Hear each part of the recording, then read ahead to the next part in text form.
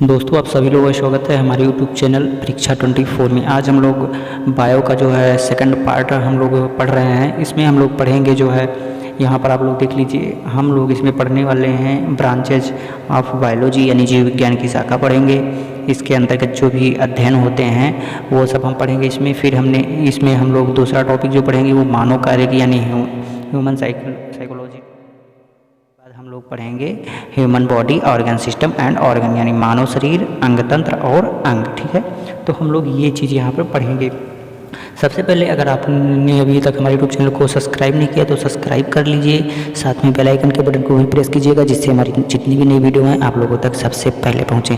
आप लोग अगर इस PDF को चाहते हैं तो इस परीक्षा 24 टेलीग्राम को ज्वाइन कर लीजिए। इसका लिंक मैं वीडियो के डिस्क्रिप्शन में दे दूँगा और आप डायरेक्ट टेलीग्राम पे सर्च करेंगे परीक्षा 24 तो आपको मिल जाएगा मेरा ये जो है चैनल। और यहाँ पे आपको मैं सारी क्लासेस फ्री में दे रहा हूँ। ये फुल कोर्स मैं बायोलॉजी का यहाँ पे प्रोवाइड कराऊंगा आप लोगों के लिए परीक्षा 24 यूट्यूब चैनल पर। ठीक है, तो आप लोग यहाँ से जो है पढ़ाई कर सकते हैं फ्री में, एकदम बिना किसी चार्ज दिए हुए। ठीक है, तो आइए हम लोग शुरू करते हैं वीडियो को।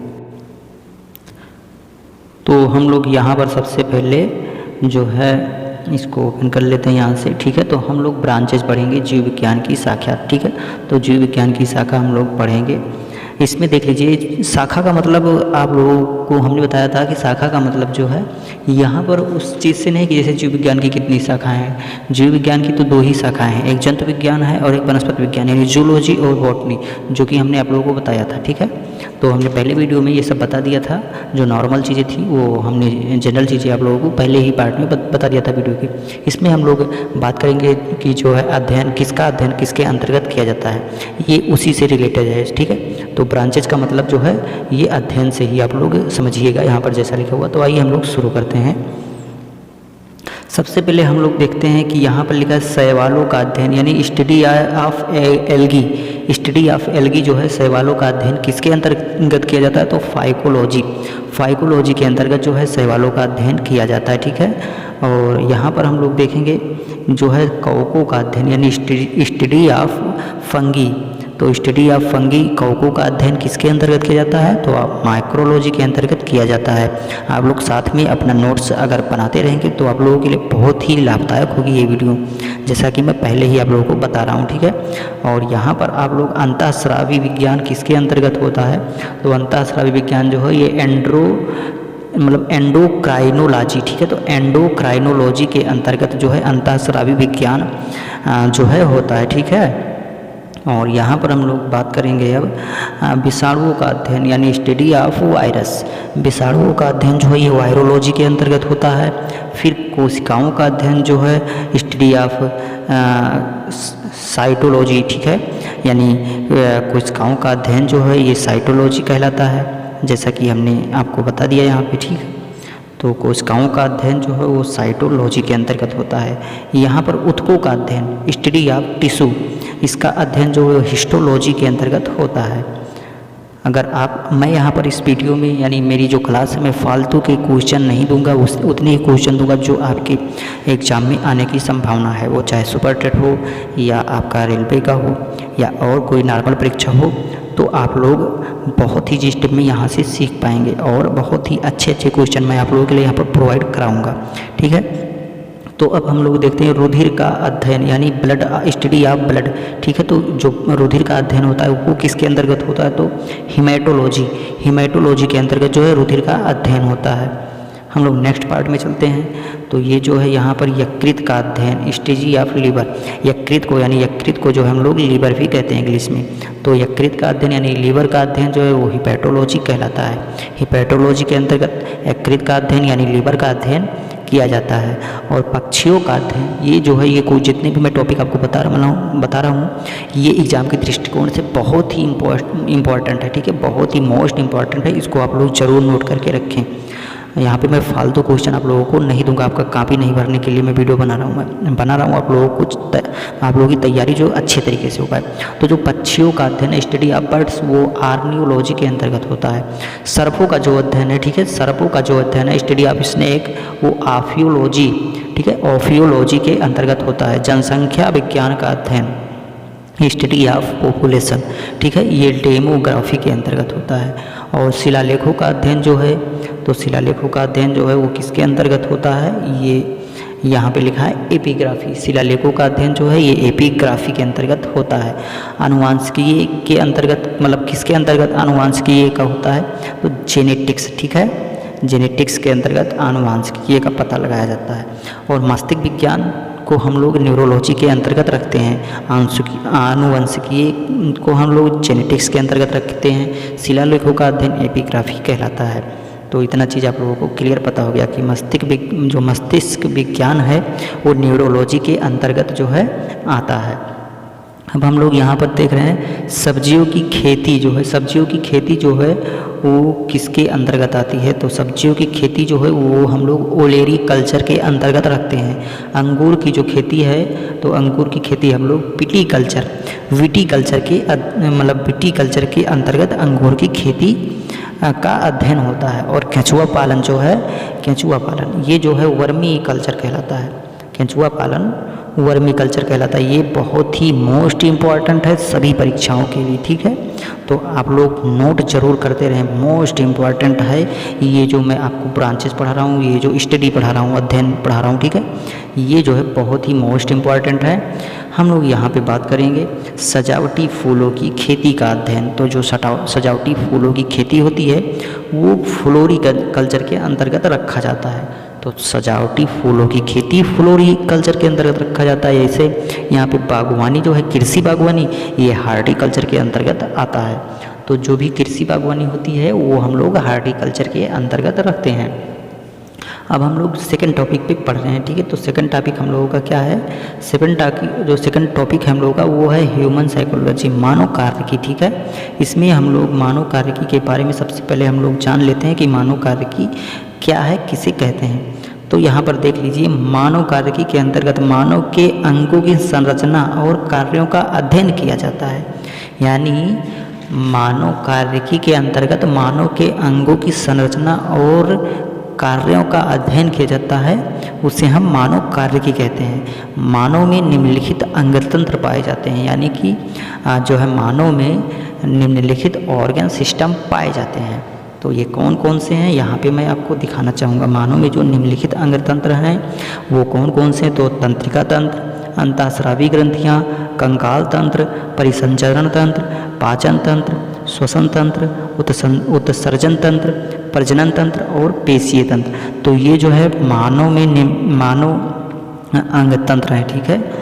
तो ये मानव अंगतंत्र के अंतर्गत इतने अंगतंत्र का जो है मतलब इतने अंगतंत्र आते हैं। अब हम इन अंगतंत्रों के बारे में एक एक करके हम लोग इस पे पढ़ेंगे, ठीक है। तो जैसे इसमें पहला हमने इस तरीके से दिया है पोषण तथा पाचन। सबसे पहले हम पोषण तथा पाचन पे पढ़ेंगे, फिर हम लोग जो है श्वसन तंत्र पे पढ़ेंगे, रिस्पिरेटरी सिस्टम पे पढ़ेंगे, फिर हम लोग सर्कुलेटरी सिस्टम यानी परिसंचरण तंत्र पे पढ़ेंगे, ठीक है, उत्सर्जन तंत्र पे पढ़ेंगे, अंतःस्रावी ग्रंथियाँ पढ़ेंगे हम लोग, फिर तंत्रिका तंत्र इस टॉपिक पे पढ़ेंगे, नर्वस सिस्टम, ठीक है, इम्यूनी सिस्टम यानी जिसे हम लोग प्रतिरक्षक या प्रतिरक्षा कहते हैं, ठीक है। तो इम्यूनिटी जिसे हम लोग कहते हैं इंग्लिश में, तो हम लोग प्रतिरक्षा तंत्र पढ़ेंगे, फिर प्रजनन तंत्र पढ़ेंगे, रिप्रोडक्टिव सिस्टम पढ़ेंगे, हम लोग कंकाल तंत्र पढ़ेंगे, ठीक है, पेशीय तंत्र पढ़ेंगे। तो ये सब हम लोग पढ़ेंगे इस वीडियो में। तो सबसे पहले हम लोग पढ़ेंगे पोषण तथा पाचन यानी न्यूट्रिशन एंड डाइजेस्टिव सिस्टम। हम लोग इस टॉपिक को उठाएंगे, लेकिन इस टॉपिक से पहले हम लोग एक छोटा सा टॉपिक है उसको सबसे पहले कवर करेंगे, जिसका नाम है तंत्रिका तंत्र, ठीक है। तो हम लोग तंत्रिका तंत्र नर्वस सिस्टम को सबसे पहले पढ़ेंगे, फिर उसके बाद हम लोग न्यूट्रिशन एंड डाइजेस्टिव सिस्टम को पढ़ेंगे, यानी पोषण तथा पाचन तंत्र को हम दूसरे नंबर पर पढ़ेंगे। पहले नंबर पे हम लोग नर्वस सिस्टम पढ़ेंगे, तंत्रिका तंत्र। तो आइए शुरू करते हैं। हम लोग यहाँ से तंत्रिका तंत्र देख रहे हैं, ठीक है, तंत्रिका तंत्र नर्वस सिस्टम। तो ये तंत्रिका तंत्र, इसका जो है परिभाषा या हम लोग कह सकते हैं हम लोग कैसे समझें कि तंत्रिका तंत्र क्या है। तो तंत्रिका तंत्र जो है यहाँ पर आप लोग देख रहे हैं, इसमें लिखा हुआ है वह तंत्र जो सोचने समझने, बुद्धिमत्ता, ऐच्छिक अनैच्छिक आदि क्रियाओं का नियंत्रण, ठीक है, आदि क्रियाओं का नियंत्रण एवं संतुलन करता है। वह तंत्र जो सोचने, समझने, बुद्धिमत्ता, ऐच्छिक, अनैच्छिक आदि क्रियाओं का नियंत्रण एवं संतुलन करता है, उसे हम लोग तंत्रिका तंत्र कहते हैं। तंत्रिका तंत्र के जो है वो 3 भाग हैं। तो 3 भाग कौन कौन से हैं यहाँ पर हमने दे दिया है तीनों भागों को। पहला जो है वो केंद्रीय भाग है, जिसे CNS कहते हैं। इसका फुल फॉर्म मैं बाद में बताऊँगा, ठीक है। इसे हम लोग कहते हैं परिधीय भाग और इसे कहते हैं स्वायंत्र भाग, ठीक है। तो आप लोगों को ये चीज़ पता हो गया होगा कि तंत्रिका तंत्र क्या है। अब हम लोग यहाँ पर कुछ तंत्रिका तंत्र के बारे में मोस्ट जो है जानकारी है, इसको हम लोग ले लेते हैं। तो इसके 3 भाग होते हैं, जैसा कि हमने बताया, केंद्रीय भाग, परिधीय भाग और स्वायंत्र भाग, ठीक है। तो केंद्रीय भाग जो है ये इसके अंतर्गत मस्तिष्क और मेरुदंड शामिल है। तो मस्तिष्क और मेरुदंड जो है ये शामिल है किसके अंतर्गत? केंद्रीय भाग के अंतर्गत शामिल है। अच्छा, मस्तिष्क जो है शरीर का सूचना प्रसारण केंद्र है। यहाँ पर हमने आपको बताया है कि जो मस्तिष्क है ये शरीर का सूचना प्रसारण केंद्र है, यानी कि हमारे शरीर में क्या एक्टिविटी करना है हमको, मतलब कुछ भी करना है तो कुछ सोचना है, कुछ बोलना है या कुछ काम करना है, तो जो मस्तिष्क है, हमारा दिमाग है, वो सूचना हमारे उस अंग को प्रदान करेगा कि तुमको ये चीज़ करना है। उसी हिसाब पे जो है हमारा जो भी ऑर्गन है, जो भी अंग तंत्र है, जो भी ऑर्गन सिस्टम है, वो वर्क करता है किसके आधार पर? ब्रेन के आधार पर। तो इसीलिए मस्तिष्क जो है शरीर का सूचना प्रसारण केंद्र है। इसमें जो है, तो यहाँ पर आप लोग देख लीजिए, यह पुरुषों में लगभग 150 कह रहे हैं, इसमें मतलब 1400 ग्राम, तो पुरुषों में ये 1400 ग्राम का होता है, ठीक है। लगभग 1500 ग्राम के पास, यानी इसमें 50 ग्राम कम है। तो पुरुषों में लगभग 1450 ग्राम का होता है ब्रेन, और महिलाओं में 1350 ग्राम का होता है। ये सब बहुत ही मोस्ट इम्पॉर्टेंट क्वेश्चन है, आप लोग नोट्स में ज़रूर लिखते रहें, ताकि बाद में आपको हमेशा वीडियो तो देख नहीं पाएंगे। नोट्स अगर रहेगा तो आप लोग एक बार कंप्लीट कर लेंगे तो बहुत ही अच्छे तरीके से आपका जो है बायोलॉजी, और बहुत ही स्टेप में हम आपको समझाएंगे। आगे की वीडियो में हम लोग जो बताएंगे वो जो है क्या फिगर के अनुसार हम जो है आपको समझाएंगे, ताकि आपको अच्छे तरीके से समझ में आए, ठीक है। तो हम लोग इसमें देख लीजिए, पूरे मस्तिष्क को क्या कहते हैं? क्वेश्चन अगर एग्जाम में आए, पूरे मस्तिष्क को क्या कहते हैं? तो पूरे मस्तिष्क को इंसेफ्लान कहते हैं, इंसेफ्लान कहते हैं पूरे मस्तिष्क को, ठीक है। और यहाँ पर मानव मस्तिष्क एक खोल में बंद रहता है। तो मानव का जो दिमाग है, मस्तिष्क है, वो एक खोल में बंद रहता है, ठीक है। खोलनुमा एक आकृति है, उसी में बंद रहता है, जिससे सबसे पहले चोट वगैरह लगता है तो हमारे मस्तिष्क पर डायरेक्ट ना पड़े, ठीक है। तो ये एक खोलनुमा आकार है, उसी में बंद रहता है, जिसे हम लोग क्रेनियम कहते हैं, ठीक है। तो मानव मस्तिष्क एक खोल में बंद रहता है, जिसे हम क्रेनियम कहते हैं। अब हम लोग जो है नेक्स्ट टॉपिक पे पढ़ेंगे, जो है हमने बताया था कि पोषण तथा पाचन तंत्र, यानी न्यूट्रिशन एंड डाइजेस्टिव सिस्टम हम लोग पढ़ेंगे। तो सबसे पहले हम लोग जान लेते हैं कि पोषण क्या है, यानी न्यूट्रिशन क्या है। तो वह प्रक्रिया, ठीक है, न्यूट्रिशन क्या है, यहाँ पर हम लोग देखेंगे कि न्यूट्रिशन क्या है। तो वह प्रक्रिया, न्यूट्रिशन यानी पोषण, वह प्रक्रिया जिसके द्वारा कोई जीव भोज्य पदार्थ ग्लूकोज का जो है क्या करता है? निर्माण करता है या ग्रहण करता है। यानी जो जीव अपने भोज्य पदार्थ का यानी ग्लूकोज का निर्माण करता है या ग्रहण करता है, उसे हम पोषण कहते हैं। तो पोषण हमारे शरीर के लिए क्यों आवश्यक है, ये चीज़ जानना सबसे बहुत ज़रूरी है।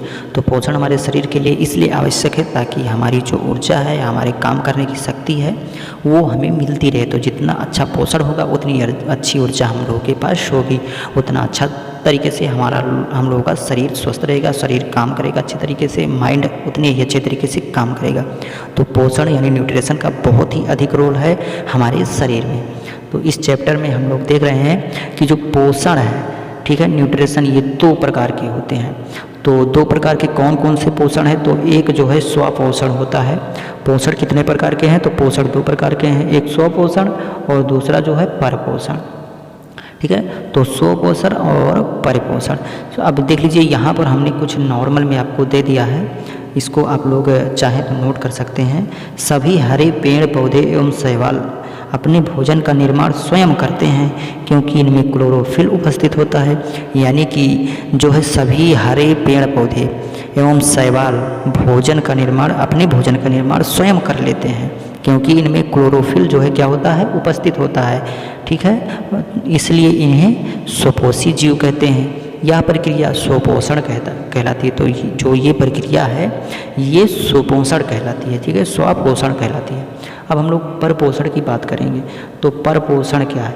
वह जंतु यानी वह जीव जंतु जो अपने भोजन का निर्माण स्वयं नहीं कर पाते हैं, जो जीव जंतु अपने भोजन का निर्माण स्वयं नहीं कर पाते हैं, दूसरे पेड़ पौधों पर निर्भर होते हैं, उन्हें हम क्या कहते हैं?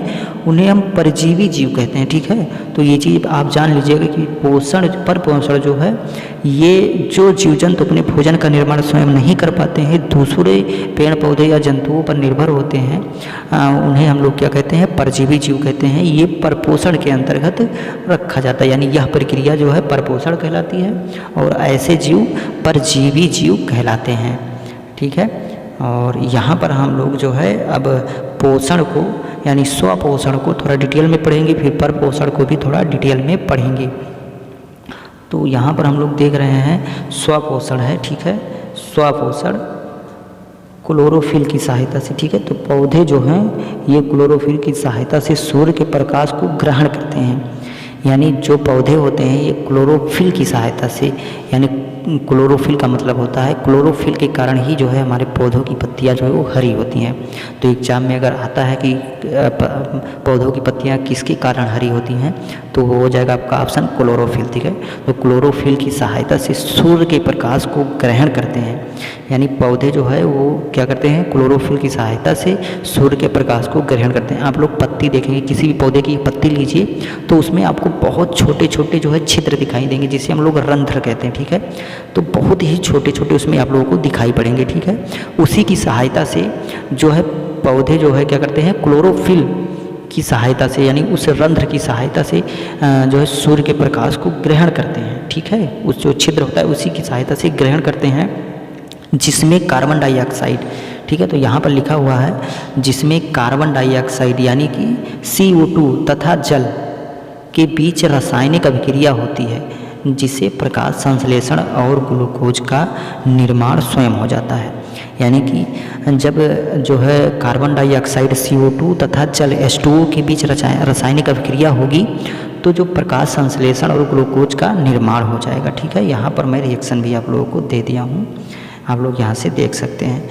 ये CO2 मतलब 6CO2 और प्लस 6H2O का जब अभिक्रिया हुआ, मतलब सनलाइट में सूर्य के प्रकाश में जब अभिक्रिया हुआ, तो यहाँ पर क्लोरोफिल के साथ मतलब क्लोरोफिल की सहायता से सूर्य के प्रकाश में जब जो है ग्रहण किया तो यहाँ पर क्या हुआ?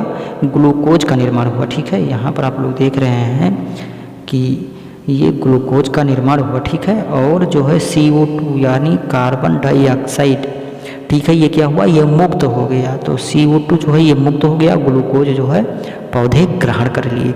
ठीक है, तो यही चीज़ जो होता है स्वपोषण होता है।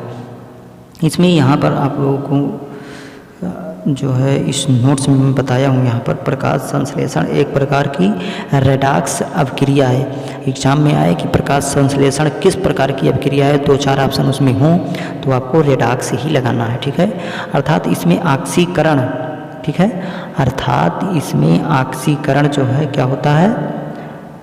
अपचयन। इसमें देख लीजिए, थोड़ा हम बता रहे हैं आपको, आप लोग समझ पा रहे हैं तो ठीक है, नहीं समझ पा रहे हैं तो मैं आपको समझा देता हूँ। इसमें जो प्रकाश संश्लेषण एक प्रकार की रेडॉक्स अभिक्रिया है, यानी इसमें ऑक्सीकरण, ठीक है, ऑक्सीकरण तथा उपापचन दोनों, उपाचयन, उपापचन नहीं, उपाचयन, ऑक्सीकरण तथा अपचयन, उपचयन नहीं दोस्तों। यहाँ पर आप लोग देख रहे हैं कि ऑक्सीकरण तथा अपचयन दोनों होता है। ठीक है, इसमें जल का ऑक्सीकरण तथा CO2 का अपचयन होता है। दूसरा नंबर है, इसमें जल का ऑक्सीकरण तथा CO2 का क्या होता है? अपचयन होता है। हमने आपको बताया कि इसमें जो है जल का ऑक्सीकरण तथा CO2 का जो है अपचयन होता है। लाल रंग के प्रकाश में जो है प्रकाश संश्लेषण सर्वाधिक होता है। तो ये जो है बहुत ही मोस्ट टॉपिक, बहुत ही मोस्ट जो है क्वेश्चन यहाँ पे तैयार हो रहा है कि जो है लाल रंग के प्रकाश में संश्लेषण सर्वाधिक होता है ना। तो यहाँ पर क्वेश्चन इस तरीके से बन सकता है कि किस रंग के प्रकाश में प्रकाश संश्लेषण सर्वाधिक होता है, यानी सबसे अधिक होता है। तो आपका जो है क्या हो जाएगा आंसर, लाल रंग के प्रकाश में, ठीक है। और अगर ये पूछ ले कि लाल रंग का तरंगदैर्ध्य सर्वाधिक होता है, मतलब किस रंग का जो है तरंगदैर्ध्य सर्वाधिक होता है, तो आपको क्या कहना है, लाल रंग का तरंगदैर्ध्य सर्वाधिक होता है, इसी कारण से प्रकाश संश्लेषण भी सर्वाधिक हो। तो हम लोग थोड़ा और आगे चलते हैं और यहाँ पर जो है हरे रंग के प्रकाश में फोटोसिंथेसिस सबसे कम होता है, पत्तियों का रंग क्या होता है, हरा होने के कारण। तो हरे रंग के प्रकाश में फोटोसिंथेसिस सबसे कम होता है, क्योंकि पत्तियों का जो रंग होता है वो हरा होता है, इसीलिए जो है हरे रंग के प्रकाश में प्रकाश संश्लेषण सबसे कम होता है और लाल रंग के प्रकाश में प्रकाश संश्लेषण सबसे अधिक होता है, क्योंकि लाल रंग का जो तरंगदैर्ध्य है वो सर्वाधिक होता है। अब यहाँ पे जो है ये जो है पंक्ति कह रहे हैं, पत्तियाँ जो है हरे रंग के प्रकाश में क्या करती हैं, प्रतिकर्षित करती हैं। प्रकाश संश्लेषण में पौधे प्रकाश ऊर्जा को रासायनिक ऊर्जा में परिवर्तित कर देते हैं, यानी प्रकाश संश्लेषण में पौधे जो है प्रकाश ऊर्जा को किस ऊर्जा में परिवर्तित करते हैं, तो रासायनिक ऊर्जा में परिवर्तित करते हैं। और प्रकाश संश्लेषण एक प्रकार की क्या है, तो प्रकाश संश्लेषण एक प्रकार की ऊष्माशोषी अभिक्रिया है, ठीक है। प्रकाश संश्लेषण एक प्रकार की ऊष्माशोषी अभिक्रिया है। हम लोग यहाँ पर परपोषण के बारे में थोड़ा पढ़ लेते हैं। तो परपोषण के बारे में यहाँ पर हम लोग जानकारी ले लेते हैं। परपोषण जो है पोषण के प्रकार, ठीक है। सबसे पहले हम लोग देखेंगे पोषण के प्रकार, फिर निर्भर मतलब कौन सा जीव या जंतु किस पर निर्भर रहता है, ठीक है। और यहाँ पर हम लोग उदाहरण भी पढ़ेंगे। तो हम लोग सबसे पहले क्या करते हैं, यहाँ पर देख लेते हैं जो शाकाहारी जीव हैं, ठीक है। जो शाकाहारी जीव हैं वो पौधों पर निर्भर रहते हैं। शाकाहारी जीव किस पर निर्भर रहते हैं, पौधों पर निर्भर रहते हैं। जैसे हिरन हो गया, बकरी हो गई, खरगोश हो गया, ठीक है, गाय हो गया, ये सब जो है किस पर निर्भर है, पौधों पर निर्भर है, इसलिए इन्हें हम लोग शाकाहारी कहते हैं।